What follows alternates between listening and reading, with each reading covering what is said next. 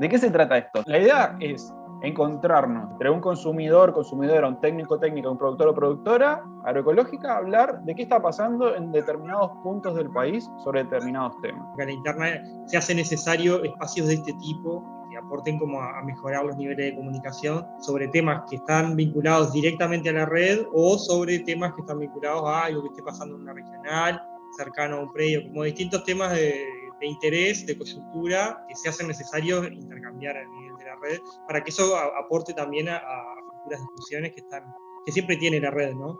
Entonces también conectar un poco con la parte esa, ¿no? De lo personal, de conocer más qué actividades y como decía, qué personas. Mostrar un poco de arte también, hay gente dentro de la misma red. Está buenísimo porque hay riquezas de todo en la red y está bueno mostrarla para nosotros y para el afuera. Lo lindo sería que fuera rotativo, ¿no? Que más personas se sumaran. Sí, porque no hay que monopolizar la palabra. Necesitamos realmente conocer de las experiencias y de las realidades a través de la diversidad también de los discursos y de los relatos.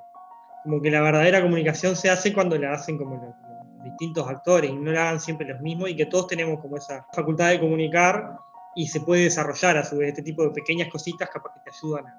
Así que bueno, los invitamos a escuchar este primer capítulo y esperar sus devoluciones, a ver qué les parece.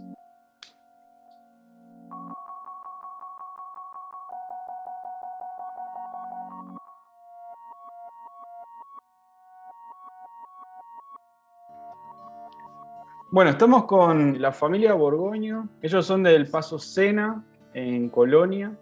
Tienen ahí su unidad productiva. Varios viven ahí hace muchos años ya. Son una familia muy conocida de la zona. Hoy en día estamos como acercándonos a conocer qué es lo que está pasando en torno a esta familia y cómo impacta la forestación cerca de ellos. Están Juan Carlos, Ayelén y bueno, Noelí también, que es parte de la familia. Bueno, en la unidad productiva nosotros trabajamos con frutales nativos, hierbas medicinales y aromáticas nativas. Bueno, tenemos 3 viveros. Los viveros son con fines para vender, para tener también nosotros para poder poblar acá en el campo, y otro fin que es el tema de ofrecer diversas plantas nativas para los demás, o sea, por ejemplo, escuelas que necesitan hacer módulos productivos, ni que hablar que liceo, gente, jóvenes que quieren ir al campo, o sea, poder dar ese puntapié, sobre todo para que se vaya valorando y revalorizando lo que es la flora nuestra. Eso por una parte, el tema productivo. Y después, por otro lado, el tema social, que es una pata también fundamental, una parte fundamental de nosotros, que es justamente parte de toda esta producción que tenemos, es también como una forma de modelo productivo para otras familias, otras personas que estén interesadas, como ese vínculo, ¿no? de conciencia afectiva con el medio que nos rodea y valorar, obviamente, lo que tenemos. Entonces vienen escuelas, hacemos recorridas, hacemos campamentos educativos con jóvenes que quieren irse a vivir al campo, recibimos todo tipo de organizaciones sociales que tengan esa valoración de lo nuestro, y más que nada, sobre todo familias que ya están viviendo en el campo, que quieran tomar este giro y volver a lo autóctono, ¿no? Y bueno, en nuestra familia que se trataba un poco de eso, vivo ya con mi marido y mi hijo desde el 2014, y bueno, mi papá viene desde hace más tiempo, del 2013, y siempre todos los veranos veníamos acá, o sea que éramos chiquititos, campos de mis abuelos, y desde que éramos chiquitos venimos, y mis hermanos, Nahuel y Noelí, vienen desde el jueves hasta el domingo con mis sobrinos, se quedan acá y trabajan en el área productiva. Nosotros trabajamos también durante mucho tiempo con el proyecto Ser Nativos. Hay un canal de YouTube donde tiene varios videos de las distintas actividades que hemos hecho. Se llama Proyecto Ser Nativos y está en YouTube y ahí aparecen varios videos. Bueno, entrando un poco en la parte fea de esta entrevista, como saber qué es lo que está pasando, qué está sucediendo en esa zona cercana al predio de ustedes. Bueno, lo primero que nosotros sentimos es la visita de los de Montes del Plata. Ese fue el primer escalofrío, fue cuando llegaron acá a nuestro predio. Agentes, iba a decir, gerente y otros más de Montes de Plata, a darnos la bienvenida de que iban a venir acá, entrando en un predio agroecológico, ¿no? Y eso fue el primer impacto fue ese. Después, obviamente, el ruido durante varios días estuvimos tapados de humo por la quema del monte nativo, de bosque serrano sobre todo. Fue un arrase total de paisajes que estamos hablando de cientos de años, en pocos días totalmente arrasados. Después, obviamente, constantemente de ruidos, y otro daño que vimos tambuchos también de agrotóxicos al costado del alambrado que están forestando, y cuando nosotros sabemos los procesos, porque hace años que estudiamos este tema, el daño de la forestación cuando se iba a implantar Montes de Plata, entonces sabemos muy bien el combo, el que estaban echando, y los camellones están apuntando al arroyo, o sea, a la cuenca, ¿no? Y sabemos clarito que eso va a repercutir también en nuestro emprendimiento agroecológico, porque compartimos el arroyo con el predio lindero, con todos los predios, pero en especial con el que compartimos el arroyo. Sabemos que ese arroyo que teníamos no va a ser el mismo desde el vamos, porque sabemos que en este momento cada lluvia va escurriendo todos los agrotóxicos para el arroyo. De hecho, hay uno de los varios camellones están a menos de 50 metros del arroyo Miguelete. Y esos son los primeros daños a priori. Después, obviamente, el ver los cerros totalmente arados, como ya vislumbrando el daño paisajístico que va a haber, porque cerros que uno diga, bueno, para mí es una de las zonas más bellas que hay en Colonia, por todo lo que es el paisaje. De hecho, me planteé la casa con ese fin de buscar el mejor lugar. Ya sabemos que uno de los daños más graves que va a tener, aparte de los que tiene, uno de los daños más, es el tema del daño paisajístico, que a veces no se toma tan en cuenta, y es como yo siempre digo, es un álbum que vos le vas arrancando hojas, y vos te vas quedando con ese álbum familiar sin fotos y sin historia. Y eso es lo que está pasando ahora. Esos campos que son antiguamente utilizados, y la verdad que mucha gente iba a esos lugares, ahora lo único que se encuentra es una mano que dice prohibido pasar, no hace tanto. Entonces, en vez de ser algo colectivo, un lugar donde la gente en el arroyo iba y disfrutaba de ese bien natural que estaba muy lindo, ahora hay un cartel prohibido pasar, y se ven arrasado, totalmente quemado, lugares donde antes era abundante la vegetación y pájaros que van a emigrar a otros lugares, bueno, van a encontrar lugar de cobijo. Quería solo agregar que también vimos fauna nativa muerta, envenenada, ¿no? Nos tocó encontrar, nosotros en realidad no tenemos mascotas porque consideramos que en el campo tienen que estar libres, pero bueno, teníamos como mucha cercanía con un zorro que siempre iba y le damos de comer, y eso, sobre todo mis sobrinos chiquitos. Y bueno, nos pasó en contra de ese mismo zorro al costado de la cañada, envenenado, porque justamente cuando están envenenados lo que buscan es el agua. Y bueno, ese fue como el primer indicio así fuerte que también emocionalmente nos chocó, porque hacía 2 años, ponele, que el zorro venía. Aparte, el zorro es un animal muy arisco, y haber logrado como ese vínculo de que no se asustara, y que tuviera como ese vínculo sobre todo con mis sobrinos, mi sobrino más chiquito que tiene 2 años, que le da de comer ahí casi cerquita, era como algo re lindo. Y bueno, eso también fue como que emocionalmente fue como súper triste. Y bueno, ese fue el primero. Después nos pasó de encontrar varios dentro de nuestro predio, y después en el puente, digamos, que divide los 2 predios, digamos, ¿no? El puente Paso Sena. Vemos que algo que cuando nos oponíamos a la instalación de la planta de celulosa, calculábamos que se venía, teníamos la esperanza que en el departamento de Colonia eso no prosperara, pero bueno, nos reventó en la cara. Por un lado, obviamente te genera angustia, tenés que reacomodar la fila para volver a encaminar, pero bueno, nos tocó, en cierto modo, nos acercó a una frontera que no queríamos ver, pero que sabíamos que la humanidad tiene que enfrentar, y que es encontrar todas las formas creativas que hay para torcer el rumbo de todo el modelo productivo. Nosotros acá lo que hacemos, en definitiva, es mostrar que hay otros modelos forestales que son útiles para el presente y para dentro de 1000 años. El otro proyecto es un proyecto que a lo sumo sobrevive 30 años y después es desierto. Entonces confiamos en que el calentamiento global nos esté achicharrando, pero que nos aclare la mente, porque por algo está pasando, que nosotros ahora en este momento estamos acá abajo de los árboles. Esto es confort. A veces la gente en las ciudades no los ve, pero si se siguen multiplicando estas ideas, va a ir cambiando la base social de apoyo a un modelo que es criminal.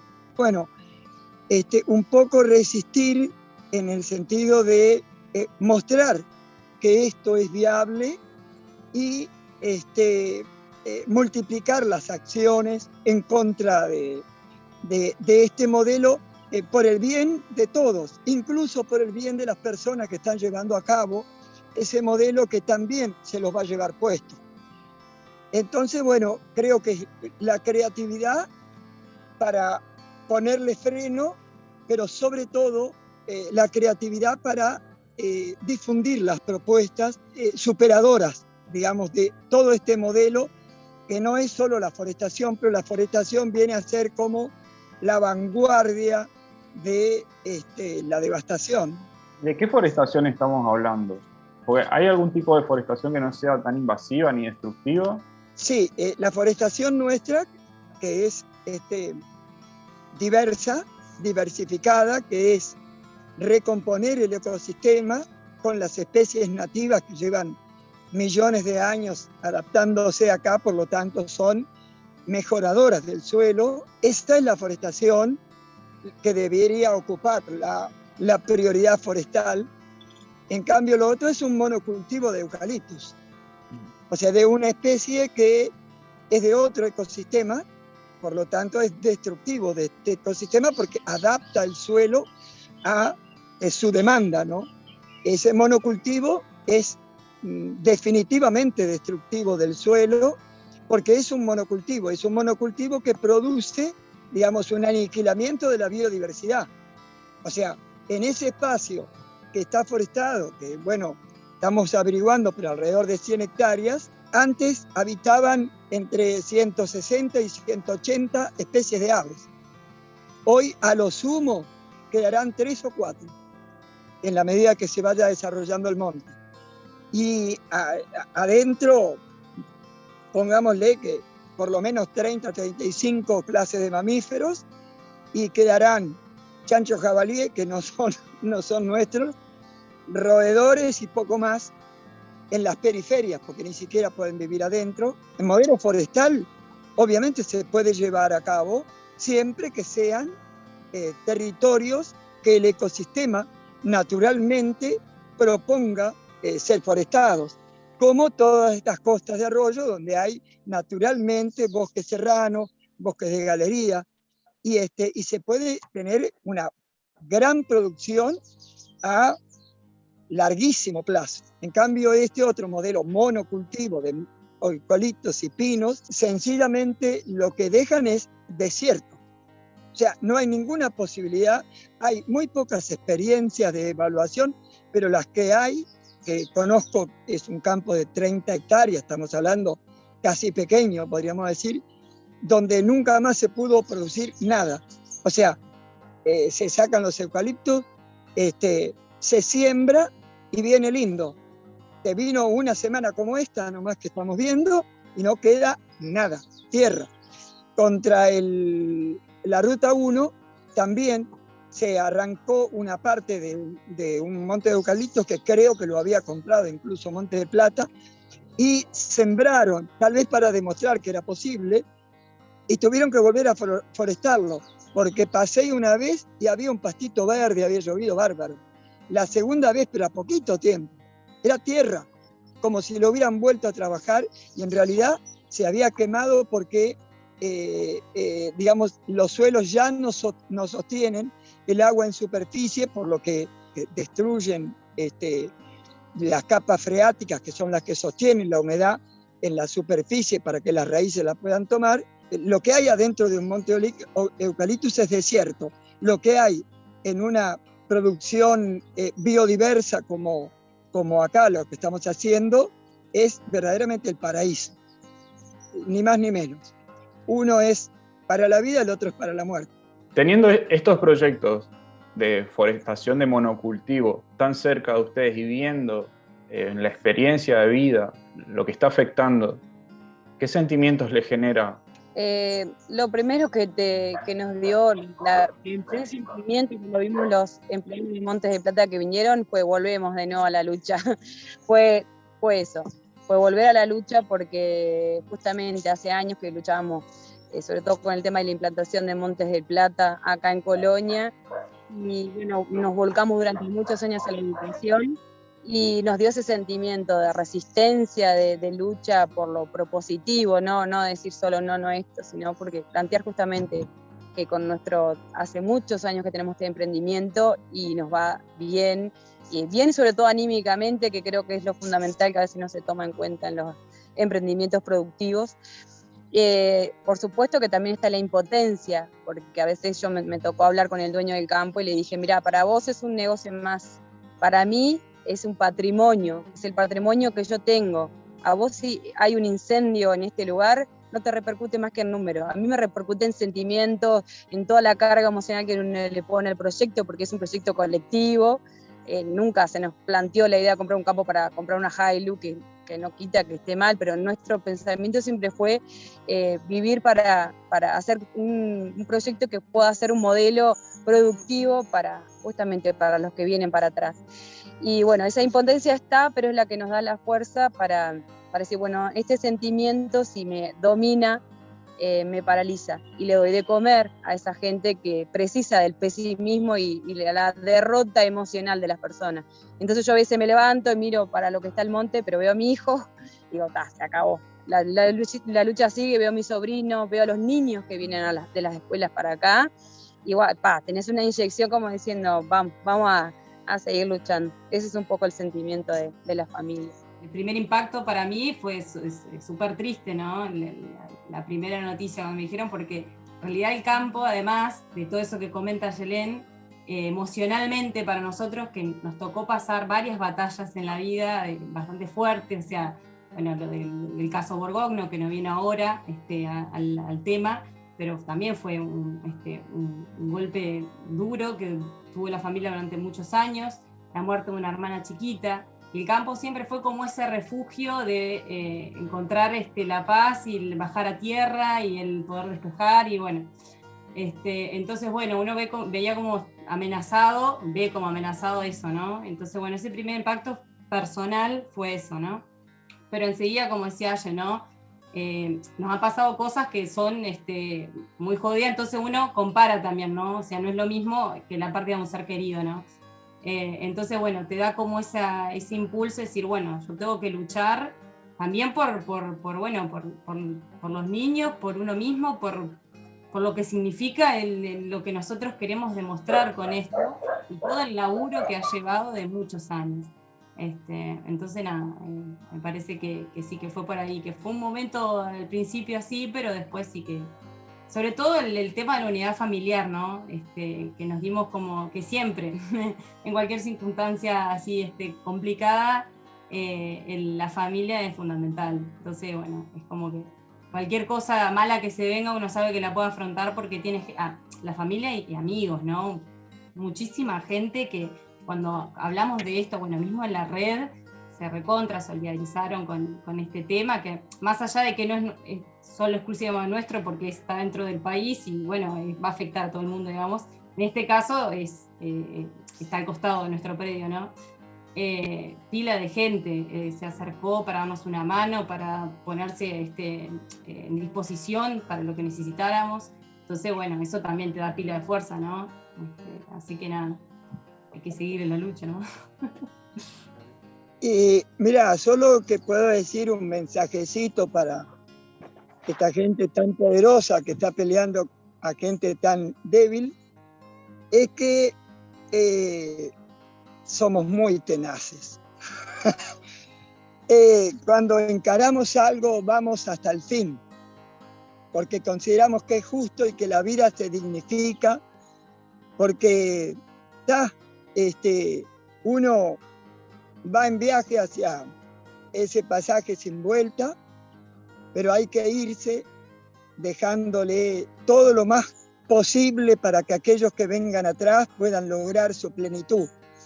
Por lo tanto, el combustible de todo esto son los seres queridos que vienen atrás, ¿no?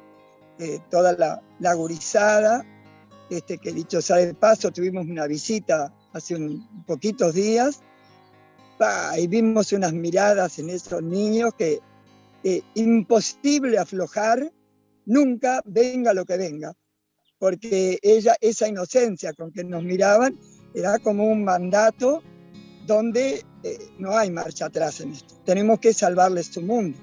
Y bueno, sabemos que esto es obra de una gran ignorancia y por eso vamos a seguir trabajando en el diálogo, en tratar de convencer a esta gente que está equivocada, pero vamos a ir cerrándole todos los caminos para que eso no siga avanzando.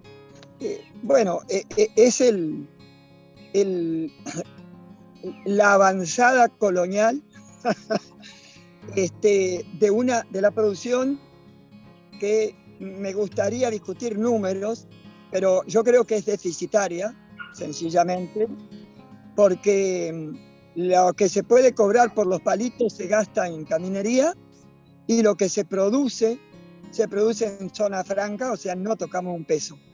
Y está desplazando la producción que más recursos da al país en toda la cadena productiva. Acá enfrente, donde está forestado, antes pastaba el ganado, por lo tanto ganaba el dueño, iba al frigorífico, ganaba el frigorífico, el Estado cobraba por todo eso, ganaba el carnicero, ganaba el que se comía el asadito, y todos aportábamos, en definitiva, al bien común. Y lo estoy diciendo no como productor nosotros no producimos carne y leche, pero lo que estamos viendo es realmente tan demencial que pensamos que hay muchas chances de ponerle freno, porque hoy sí está a la vista que aquello que prometían las empresas era muy mentiroso. Todas aquellas cosas que prometieron no se dieron, las fuentes de trabajo se vinieron a pique, hay mayor demanda de trabajo, hoy más desocupación, y por lo tanto hoy como que estamos viéndole las patas a la sota, y entonces creo que es mucho más factible dejar al descubierto la inconveniencia del modelo forestal y la defensa de un modelo productor de alimentos, ¿no? Y sobre todo alimentos de calidad, porque el mundo los está reclamando alimentos y de calidad, algo que Uruguay puede hacerlo, pero tiene que modificar este modelo productivo y sobre todo este modelo forestal que además de ser contaminante le arrebata espacios a la producción de alimentos. Una locura. En realidad escucharlos a ustedes tres te da como eso de muchas gracias por abrirse a compartir todo lo que sienten y lo que viven, que escucharlos está muy bueno. Con su lucha son ejemplos. Nos abren la cabeza también a consumidores, a gente que vivimos en ciudades, hacinados o acostumbrados a ver el monte eucaliptus y creer de que eso es bello, por no entender realmente qué esconde detrás. Así que con el caso de ustedes, la verdad que aprendemos y crecemos todos. Gracias también por eso. Justamente es necesario y urgente llegar a la gente que vive en las ciudades donde no tienen chance de poder comprobar esto y que puedan ver que todo esto también les va a caer encima, ¿no? Bueno, entonces, si les parece, vamos a darle paso a Natalia y Daniel, que también tienen para contarnos de sus puntos de vista y enriquecernos también sobre sus experiencias y conocimientos. Así que nada, muchas gracias. Bueno, gracias a ustedes Abrazos para Daniel y Natalia.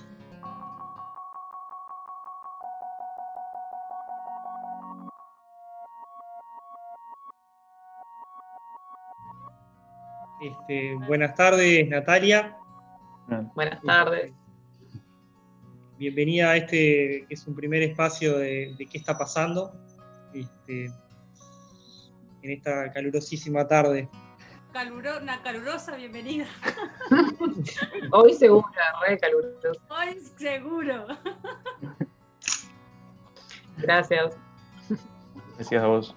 Tú sos doctora en Ciencias Biológicas, por lo que entiendo, y sos parte del equipo técnico que elaboró un informe que se presentó en la Junta Departamental de Colonia con respecto ahí a una excepcionalidad sobre forestación.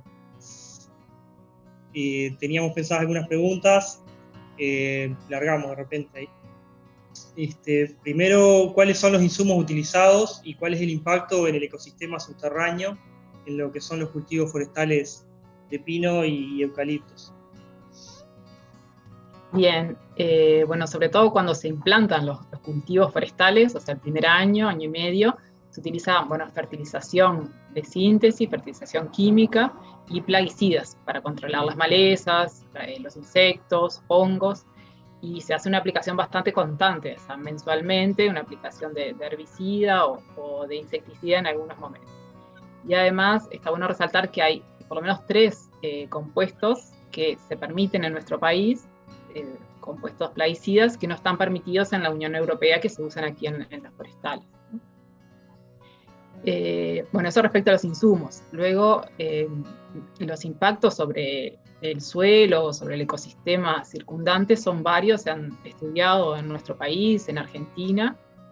Uno muy notorio, bueno, que ya ha sido bastante demostrado, es la acidificación del suelo, o sea, que disminuye el pH del suelo, la plantación de eucalipto. ¿Por qué? Porque extraen nutrientes y eso, bueno, disminuye ese pH y tiene consecuencias en la fertilidad del suelo y también en el agua circulante. Esa misma extracción de nutrientes, bueno, se hace con absorción de mucha agua por los árboles. Entonces también se produce un desbalance hídrico en el suelo, porque toma mucha agua y además evapotranspira mucha agua, mucho más que la pradera original, ¿no? Entonces eso se ha visto y también se ha medido que disminuye el agua disponible en el sistema. En algunas cuencas se ha medido que un 20 o un 50% del agua presente en las forestaciones menor al agua que habría si hay una pradera en ese lugar, ¿no? Y en condiciones de más escasez de agua, como en el verano, algunas vertientes donde en sistemas de sierras donde hay más cantidad de árboles se secan, ¿no? Y justamente son los suelos de prioridad forestal y hay mucha abundancia de árboles. Porque además se complica el tema del agua, porque no permiten estas plantaciones que se recarguen esos acuíferos, ¿no? Porque impermeabilizan la parte superficial del suelo por las características del monocultivo, ¿no? De árboles muy juntos, se deposita mucha hojarasca, entonces el agua de la lluvia no entra al suelo, sino que escurre y eso bueno, hace que se pierda esa agua. Además produce erosión. Entonces hasta ahora tenemos acidificación y bueno, este desbalance hídrico de las cuencas, que no afecta solamente el predio donde se foresta, sino en los predios vecinos. Otro efecto vinculado a esto de la pérdida de agua y la compactación es la salinización de los suelos, que es algo negativo para el cultivo, obviamente, y esta erosión que hablábamos, ¿no? De que el agua circula por la superficie del suelo y arrastra nutrientes, los plaguicidas que se utilizan hacia los cursos de agua. Entonces, así se contaminan los cursos de agua y esos nutrientes también producen eutrofización, ¿no? El exceso de nutrientes puede producir eutrofización de los cursos de agua. Y una aclaración para el último impacto que se ha encontrado de la forestación es que nosotros cuando hablamos de forestación en Uruguay estamos hablando de la inclusión de monocultivos de una especie exótica, de un árbol que no es nativo de nuestro país, en alta densidad y en un ecosistema donde antes no había tantos árboles, en los ecosistemas de pradera, que es nuestro bioma natural, donde naturalmente hay algunos árboles dispersos o en los cursos de agua, pero no esta densidad de árboles. Entonces, en nuestras latitudes se da un cambio del uso del suelo importante, que no es lo mismo cuando se reforesta una selva o un bosque donde ya había árboles, ¿no? Estamos cambiando de forma muy importante el ecosistema. Entonces, un efecto muy importante de esto es la pérdida de carbono del suelo. O sea, esto también se ha medido en Uruguay, todo lo que les cuento son estudios que se han hecho en estas regiones, en donde el carbono que estaba previamente en la pradera, en el momento de implantar la forestación, se pierde, o sea, disminuye. Hasta 17 toneladas de carbono por hectárea se ha medido que se pierden al momento de forestar, ¿no? Y algo grave de eso es que ese carbono que estaba en el suelo, es muy importante para la fertilidad del suelo, para la vida en el suelo, el agua, para evitar la compactación, porque es una materia orgánica estable, ¿no? Porque las praderas, que son nuestro, digamos, ecosistema natural, acumulan sobre todo ese carbono en las raíces. Si lo comparamos con los árboles que lo acumulan en el tronco, si bien acumulan carbono, ese carbono que está en el tronco luego se cosecha y bueno, se utiliza para elaborar productos en base a papel, ¿no? A embalajes, que luego pues, en realidad terminan probablemente en la basura, y estamos viendo que ese carbono que estaba en el suelo lo estamos perdiendo, ¿no? Y también el carbono fijado de la atmósfera finalmente se pierde y se vuelve a emitir a la atmósfera. Esto lo traigo a consideración porque siempre se habla de la bondad de las plantaciones forestales para capturar carbono, pero en nuestro ecosistema en realidad el sumidero más importante de carbono son las praderas y las raíces y los microorganismos que están en el suelo. Bueno, Natalia, vos mencionabas ahí una serie de efectos a nivel de los nutrientes, a nivel de la materia orgánica, a nivel del ciclo del agua, y capaz que aprovechar la oportunidad para consultarte, vos que tenés conocimiento del tema, qué efectos tiene a nivel de lo que son los microorganismos de ese suelo que está siendo afectado, que creo que es un tema que un poco lo rozaste, y a su vez a nivel de los mecanismos así en suelos vecinos, digamos, en las zonas circundantes de la forestación. Si hay algún trabajo, algún estudio sobre eso. Sí, eso se ha estudiado también en nuestro país, y bueno, se ha visto que los microorganismos que hay en un suelo forestado, son menos que en una pradera, o sea, en cantidad. Algunos grupos que son importantes para el suelo también disminuyen en las forestaciones, y también disminuye su actividad. O sea, cuando se mide la actividad enzimática en estos sistemas forestales es menor a lo que había originalmente en una pradera vecina de repente. Es como difícil estudiar los efectos de la forestación en un ecosistema vecino porque, digamos, los microorganismos son muy pequeños y los efectos son más locales. Pero sí se han estudiado efectos sobre otros organismos, ¿no? Más grandes que los microorganismos, como por ejemplo las aves. O sea, hay un estudio muy reciente que estudió las aves en la forestación y los comparó con las aves en la pradera vecina, y se ve que en la forestación no hay especies de pradera, que muchas están incluso amenazadas de su conservación, no viven en la forestación. Entonces hay un desplazamiento de esas especies de aves, incluso en las praderas vecinas a las forestaciones se ve menos abundancia de estas especies. Y otro grupo importante para la biodiversidad y también productivo que se ve afectado por la forestación son las abejas. También hay estudios recientes que determinaron que cuando las abejas se alimentan solamente de flores de eucaliptus, o sea, lo que se llama una dieta monofloral, están bajo estrés nutricional y son más susceptibles a enfermarse por algunos patógenos. Y estas enfermedades, es una de las causas de las pérdidas de colmenas, que es un problema que se está determinando a nivel mundial. O sea, están más saludables esas colonias de abejas cuando se alimentan de flores de pradera, por ejemplo, que es una alimentación polifloral. Ahí está. Y ahí yendo un poquito más como al pedido de excepción, y un poco el análisis que ustedes hacen ahí en el informe, ¿qué impactos podrías decir que tiene en la matriz productiva el realizar estas autorizaciones de forestación en predios que no, en realidad en suelos que no estarían contemplados en la ley forestal? Ahí está. La ley forestal en realidad lo que hace es incentivar, o sea, determinar que algunos predios tengan esa prioridad para forestal. Incluso se daban antes incentivos para forestar en esos suelos, que son suelos que se consideran menos productivos porque tienen un menor índice CONIAT, que es una clasificación que se hizo hace mucho tiempo. Entonces, la única limitante a nivel nacional es que las forestaciones de más de 100 hectáreas necesitan una utilización ambiental previa por DINAMA, y si fuera el caso, un estudio de impacto ambiental. En particular, Colonia tiene más restricciones a la forestación, directamente prohíbe forestaciones mayores de 100 hectáreas y tampoco permite que se foreste más del 8% de suelos más productivos, ¿no?, respecto a la superficie del predio. Entonces, estos pedidos de excepción, bueno, se dan cuando se quiere realizar forestaciones en estas situaciones. Entonces ya hay aprobado un pedido de excepción de un predio en donde se forestaba más del 8% en superficie en un suelo de alto índice CONIAT, y ahora hay en discusión un pedido de excepción para forestar una superficie mayor a 100 hectáreas. Y las consecuencias serían, bueno, un poco la suma de todo lo que hablamos antes, todas las consecuencias ambientales, bueno, se ven como magnificadas cuando todas esas forestaciones, además de ir aumentando en el departamento, están más juntas porque tiene una superficie mayor, o se pierde esos suelos más productivos. Estamos de a poco perdiendo esa capacidad de suelos para producir, ¿no? Se da una degradación de esos suelos por esto que vimos. Además, estas forestaciones en general lo justifican como un beneficio para el productor, como una diversificación productiva, ¿no? Ahora se habla mucho del silvopastoreo, que es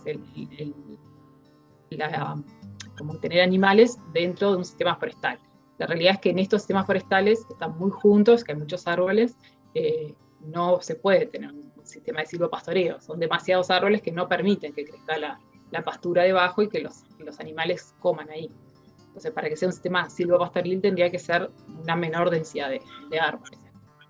Entonces, no se está teniendo los beneficios del sistema silvopastoril. A largo plazo se va a empezar a dar más el déficit hídrico, como se está viendo en los departamentos del norte. Se puede afectar la apicultura de otros vecinos, bueno, la calidad del suelo luego de varios ciclos de deforestación, ¿no? Porque los ciclos forestales son varios, y en un momento, si se quiere volver a utilizar ese suelo con otros fines, ya es más complicado, ¿no? Se ha degradado. Incluso como que los sistemas ganaderos se han ido desplazando por la expansión agrícola hacia suelos más pobres, pero ahora estos suelos bastante más pobres, menos productivos, también son de interés forestal. Entonces, toda la zona se está afectando, y entonces por eso es importante también como un ordenamiento territorial, ¿no? Y un enfoque más de cuenca o de toda la zona para evaluar la autorización o no de estas opciones. Bueno, muchas gracias, Natalia. No sé si hay algo más que quieras agregar. Muchas gracias por el espacio, por la charla.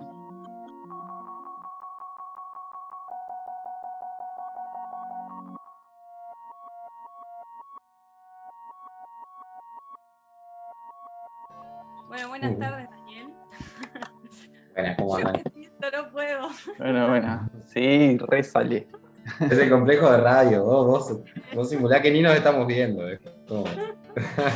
Es un problema eso. Bueno, no importa. Bueno, buenas tardes, Daniel. Daniel es sociólogo. Hace un tiempo que viene investigando sobre el tema de forestación y celulosas. Vive en Punta Espinillo, una zona rural de Montevideo.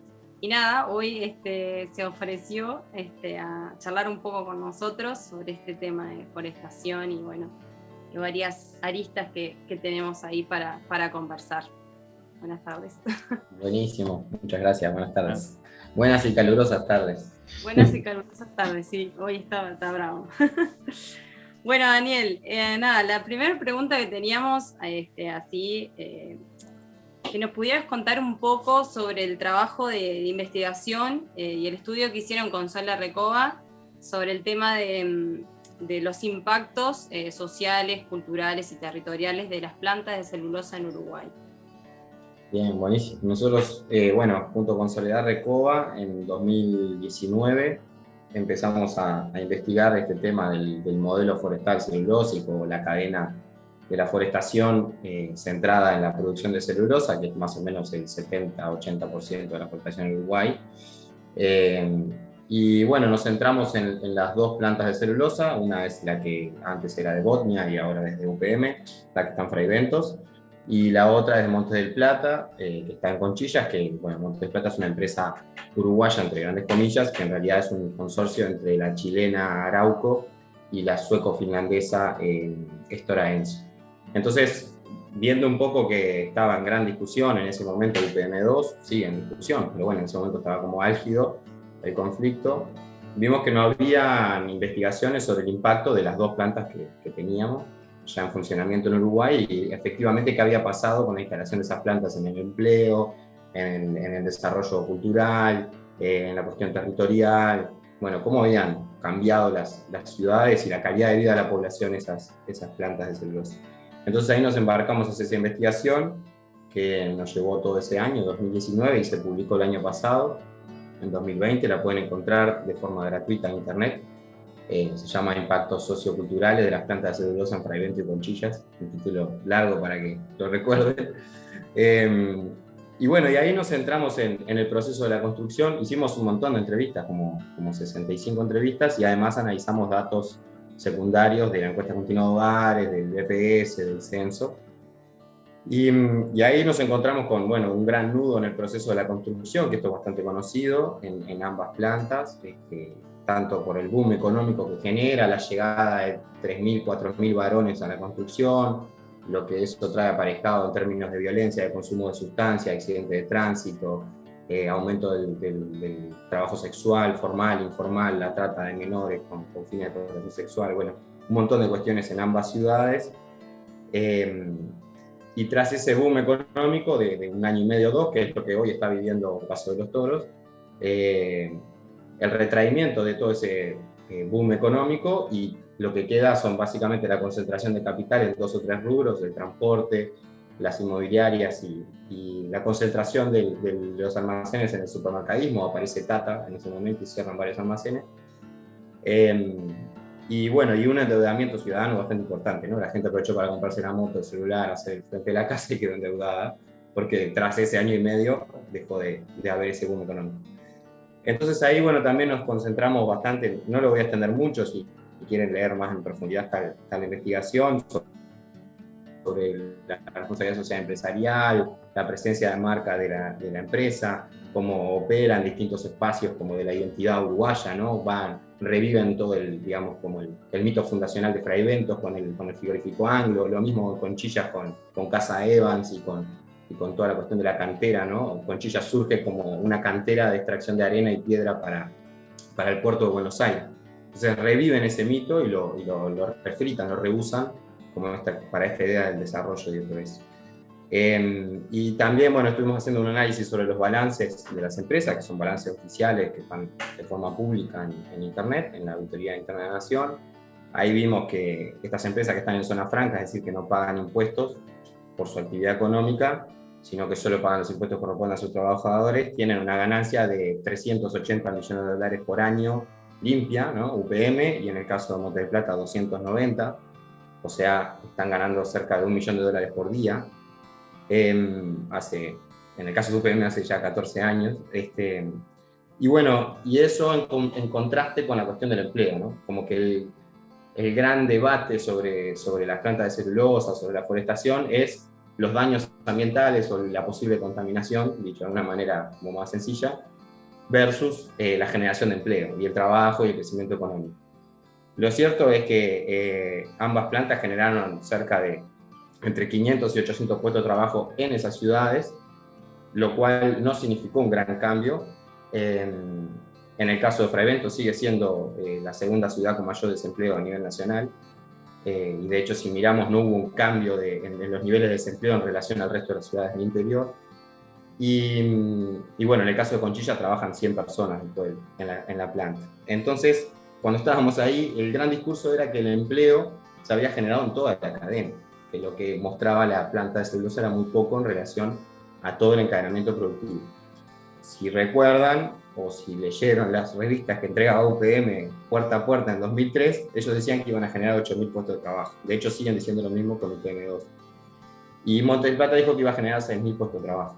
Lo cierto es que si miramos las estadísticas nacionales de la encuesta continua de hogares, en el correr de estos últimos 14 años no se generaron puestos nuevos de trabajo, sino que todo lo contrario. En los últimos 5 años vienen disminuyendo.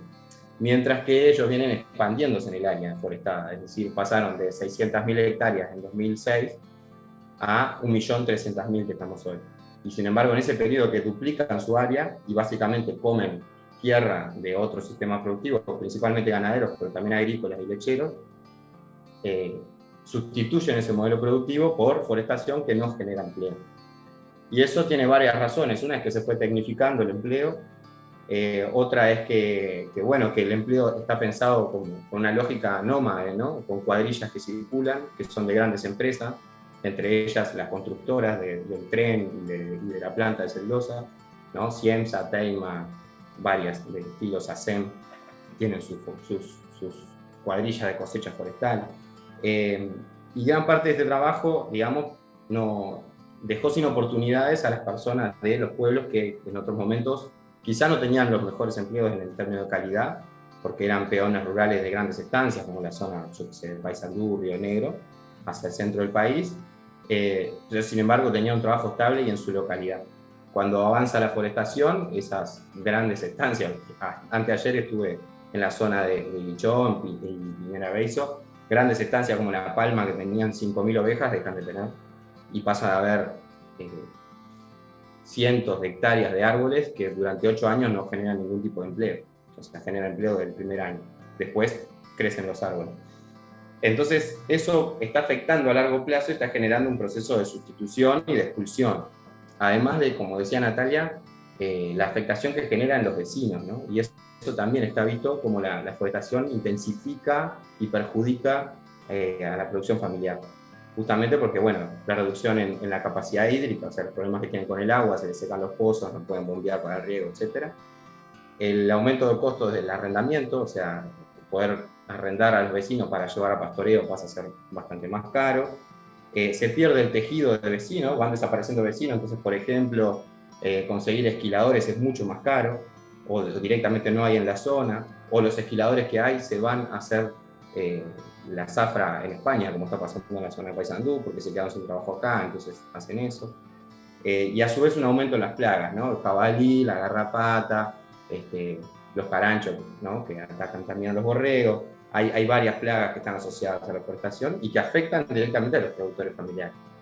Entonces, lo que estamos viendo es que a partir de esa inicial preocupación que era del empleo, lo que vemos es que no solo no genera nuevo empleo, que es como el gran discurso que ellos tienen, sino que además están afectando a el bien más preciado que tiene el Uruguay, creo yo, que son los productores familiares, ¿no?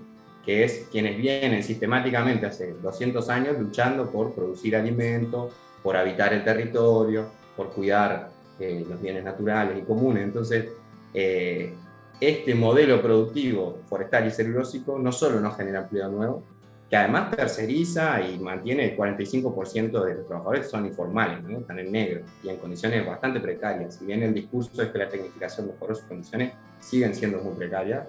Y el 90% son trabajadores varones, es decir, tampoco son oportunidades equitativas en términos de género. Pero esto está generando una expulsión de la gente del campo, ¿no? De la tierra.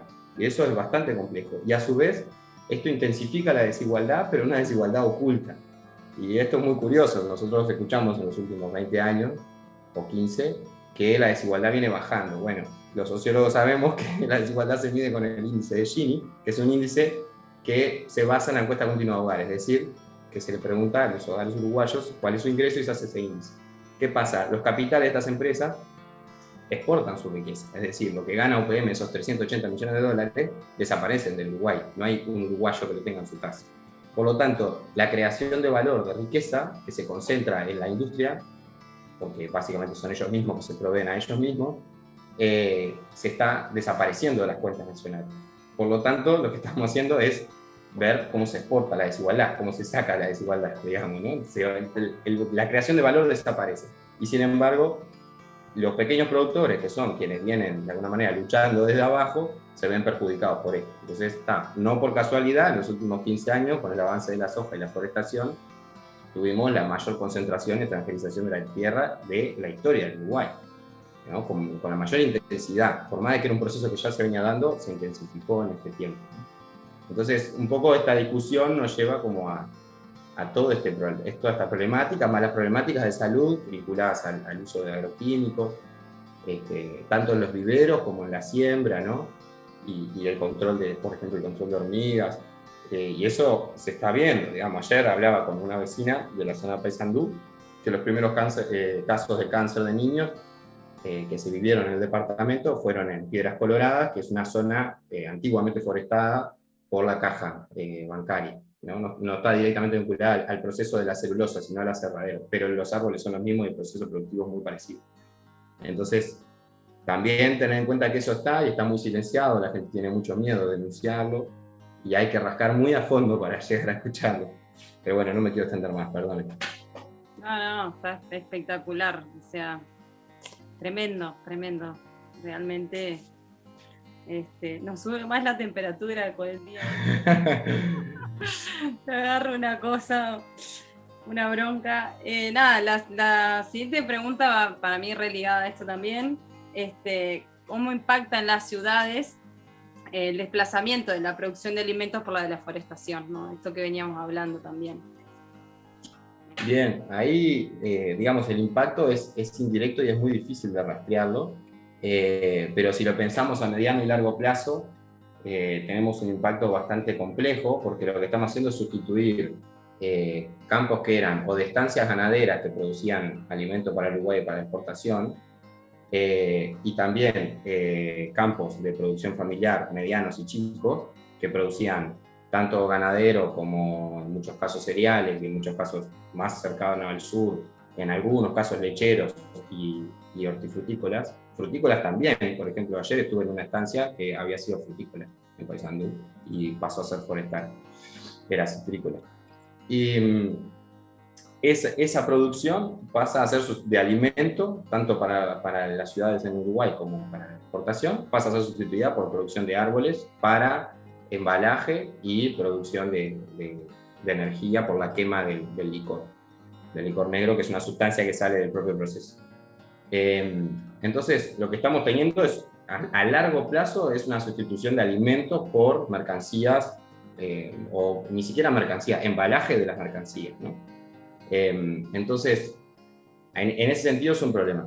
Hay otro problema más, que es que el saber del proceso productivo del alimento se está perdiendo también, porque las personas que lo llevan adelante se tienen que emigrar a las ciudades. Esas personas que emigran a las ciudades, en general, tienen que dedicarse, digamos, muchos van en situaciones de extrema vulnerabilidad y otros que logran capitalizar mínimamente se pasan al área de servicio de comercio, es decir, que dejan de estar en la producción de alimentos. Entonces, si miramos la tendencia general de todas las cadenas de alimentos, lo que vemos es que en todas las cadenas hay una tendencia a la extranjerización, es decir, los principales frigoríficos, los 4 principales frigoríficos de Uruguay son extranjeros excepto uno, el de Las Piedras, pero hay los 2 principales son brasileños y el otro japonés. Si miramos la producción de grano también, exceptuando Barraca Erro, el resto de las grandes empresas son multinacionales. Si miramos la cadena del pollo también, si miramos la cadena del cerdo también, lo que está pasando es que los capitales internacionales o multinacionales se están comiendo la cadena de producción de alimentos de Uruguay. Y no solo eso, sino que, por ejemplo, en el caso de la carne, es algo que todavía se está hablando poco, pero hace 3-4 años que la importación de carne viene aumentando. Al día de hoy comemos, el 25% de la carne que comemos es importada de Brasil o Paraguay. Lo que está pasando es que la carne de buena calidad uruguaya se está exportando y nos importan carne de baja calidad de Paraguay y de Brasil. Y eso es porque quienes controlan estas cadenas son estas multinacionales. Entonces, hay una asociación entre estas multinacionales y hay una asociación entre las multinacionales y los grandes capitales de Uruguay también. Estas empresas con este discurso del silvopastoreo, que como decía Natalia, es ficticio, se asocian con, por ejemplo, los grandes capitales ganaderos de Uruguay. Entonces, lo que está sucediendo es que la provisión de alimentos a las ciudades cada vez depende más de las grandes industrias, de las cadenas multinacionales, y menos de los productores familiares. Y eso es intensificado por la forestación. No es el único factor, claramente, ¿no? Pero es uno de los factores pesados en la transferización y la concentración de la tierra. Entonces, va a contrapedal de si nos preocupa ir hacia un plano de mayor igualdad y de mayor soberanía alimentaria. Completamente contrario, digamos. ¿Cuáles son los argumentos de la empresa para hacer esos pedidos de excepción? Ahí uno de los principales argumentos es el económico, como decía Natalia, que es esta, digamos, diversificación de los rubros, que si lo vemos tanto por lo falso del discurso del silvopastoreo, que por el modelo y la densidad de los árboles, como decía Natalia, no tiene sentido, y cualquiera que recorra una estancia intensamente forestada lo va a ver. El ganado está en los bordes de la ruta, ni siquiera está dentro de los campos, porque no hay pasto, directamente no existe pasto abajo de los árboles, o está alimentado con suplemento que viene de otros campos. Pero no solo eso, sino que ellos logran asociarse solo con los grandes, digamos, productores, ¿no? De más de 1.000, 2.000 hectáreas. Porque fíjense, imagínense un productor que tiene 100, 150 hectáreas, un chico mediano, ¿no? De ganadería, si de repente tiene que forestar 100, se queda básicamente sin campo de pastoreo, ¿no? Entonces, la lógica de ellos es asociarse con los grandes, y ese es el discurso que utilizan. Evidentemente a los grandes eso les sirve, porque ellos pagan mucho, ¿no? Pagan cerca de $200 la hectárea por año, y pagan a 10 años por adelantado. Por lo tanto, en términos de negocio, capitalista, estrictamente, es muy bueno, ¿no? Claro, lo que está pasando es que, ¿qué va a pasar con ese suelo después? ¿No? Están capitalizando su suelo, ¿no? Entonces, dentro de 20, 30 años, después de 2, 3 ciclos forestales, ¿qué va a pasar con ese suelo? ¿Qué van a poder producir ahí? No lo sabemos. Hasta ahora las empresas nos han dado un ejemplo de reconstitución del suelo. Y de hecho, si miramos la experiencia, por ejemplo, en España, en Galicia están prohibiendo plantar fuera de las áreas ya forestadas, justamente por este problema, porque el daño se asume es irreversible. Por lo tanto, tenemos ahí uno de los grandes discursos. El otro es la retención del carbono, como decía Natalia, que también es muy discutible, y ellos obviamente hacen un recorte metodológico de qué miran como la retención del carbono, la absorción de carbono. Si miramos todo el ciclo de vida, es bastante más discutible que la forestación esté, digamos, reteniendo carbono o absorbiendo carbono. Sin embargo, como está certificado, eso es parte del negocio de la agregación de valor, ¿no? Y eso es complejo también, digamos. El capitalismo ha absorbido el cambio climático como un nicho de mercado, y estas empresas saben jugar esa carta. Y después otro de los discursos que tienen es la generación de empleo, que bueno, se cae de maduro por las estadísticas nacionales, que es lo que hablábamos antes. Entonces, esos son los grandes que tienen para pedir la excepción. Realmente, cuando lo bajamos a tierra, lo que vemos es que la realidad concreta es que necesitan forestar lo más cerca posible de la planta de celulosa, en un círculo, digamos, cercano a los 200 kilómetros de la redonda, porque eso les desabarata los costos de logística. Y si vamos al caso de Monte del Plata, que es lo que está en discusión en este programa de hoy, en realidad ellos ya tienen forestado lo que necesitan para la planta. Y por lo menos en su discurso de cuando presentaron el estudio de impacto ambiental que tenía la planta de celulosa en 2014, decían que ya tenían el 70% de la forestación que necesitaban. O sea que al día de hoy ya se autoabastece. Sin embargo, se siguen expandiendo. Entonces ahí hay una cuestión compleja que tenemos que mirar con cierta preocupación, es que ambas empresas grandes se están expandiendo más allá de lo que necesitaban para abastecer sus plantas. Y eso es una estrategia después también, lo fue en el caso de UPM2, para presionar al gobierno para generar una nueva planta, ¿no? Decirle, bueno, yo ya tengo el 70% de lo que necesito. Entonces ahí también tenemos que hilar fino, porque es un argumento que después les sirve a ellos como una carta para presionar al gobierno. Sabemos, por ejemplo, que hoy está en discusión y en avanzada, de hecho, el dragado de la Laguna Merín. El dragado de la Laguna Merín, con el discurso de sacar las cargas del arroz por el puerto de Río Grande do Sul, no tiene mucho sentido si fuera solo el arroz ya tiene todo un área de operación. Bueno, ahora tiene un problema con el tren, porque por el tren de UPM le sacaron el tren que traía a Montevideo, pero más allá de eso, sacan el arroz por otros medios. Sin embargo, he sabido hace tiempo que el área forestada del este del país, Rocha, Maldonado, Cerro Largo 33, es en miras de una cuarta planta. Entonces, todos estos pequeños movimientos, pueden estar de alguna manera, podríamos pensar, que están sumando hacia una posible cuarta planta, digamos. Ahí va. Y medio como para cerrar la charla esta, ¿qué acciones te parecen a vos, considerás que podrían ser efectivas para empezar a frenar esto que estábamos hablando, ¿no? Esta avanzada de la forestación? ¿Qué acciones sociales o legales o, bueno, lo que vos consideres. Bien, ahí yo creo que hay que complementar las acciones por todas las estrategias posibles, digamos. La primera y principal es empezar a hablar de esto y hacer caer algunos mitos, como el del empleo, como de que son ambientalmente amigables, ¿no? Hay que discutirlo eso. Y eso nos corresponde a la academia y le corresponde a todas las organizaciones sociales y ambientales, ¿no? Eso primero, sacar esa idea de que esto genera empleo y que es bueno para el ambiente, lo primero, porque no es real, o sea, no hay sustento en eso. Segundo, hay acciones legales que se pueden hacer, algunas tienen que ver con la denuncia cuando estas empresas hacen cosas más allá de lo debido, como talar monte nativo o como forestar demasiado cerca de las cuencas. En eso en general se cuidan, pero también cometen sus errores, entonces ahí se puede denunciar. Y a su vez también se pueden hacer denuncias colectivas. Hay unas por daño difuso, que es un formato que se usa poco en Uruguay, pero se podría hacer, y hay otra que es una denuncia colectiva específicamente, que son denuncias legales, que son caminos poco explorados en Uruguay, pero que se pueden utilizar.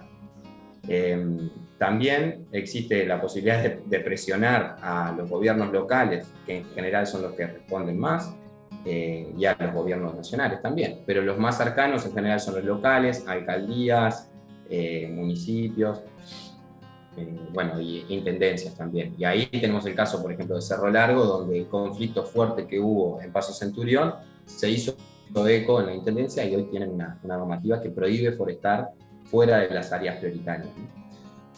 O el caso de Colonia, que tiene una normativa bastante exigente para proteger la lechería. Sin embargo, dentro de la normativa está esta posibilidad de la excepción, que es lo que está en discusión. Entonces ahí, bueno, presiona. Y lo otro es el scratching también, ¿no? Estas empresas funcionan con certificaciones internacionales, ¿no? La FSC y la PFC. Entonces, estas certificaciones las pueden sostener siempre y cuando no tengan conflicto a nivel territorial. Entonces, el scratch a nivel público de las cosas que están haciendo, de los trabajos que se perdieron, de las personas que tuvieron que emigrar, los productores familiares que les fue mal económicamente, se tuvieron que ir, van haciendo que realmente la gente que le preocupa la dinámica de nuestro país a largo plazo, que le preocupa el acceso a los alimentos de calidad y la desigualdad, digamos, pueda tener conciencia de lo que está pasando. También hay un distanciamiento muy grande entre la ciudad y el campo, en Uruguay, en todo el mundo, pero en Uruguay particularmente, y eso hace que no conozcamos lo que está pasando o las que pasan en los productores familiares. Entonces, eso me parece importante, salir a la prensa, salir a la calle también, movilizarse. Es un tema, digamos, son todas estrategias que, a mi entender, tienen que ir en paralelo y juntas, o sea, articuladas y a su vez a la vez. Y en eso nos juega muy en contra la lógica de la política partidaria, porque en estos temas ha sido bastante tenso. Las problemáticas ambientales en general atraviesan a todos los partidos y eso nos ha generado a la interna de los movimientos ambientales muchas resquemores, digamos, sobre todo cuando se hacen movilizaciones cerca de las elecciones.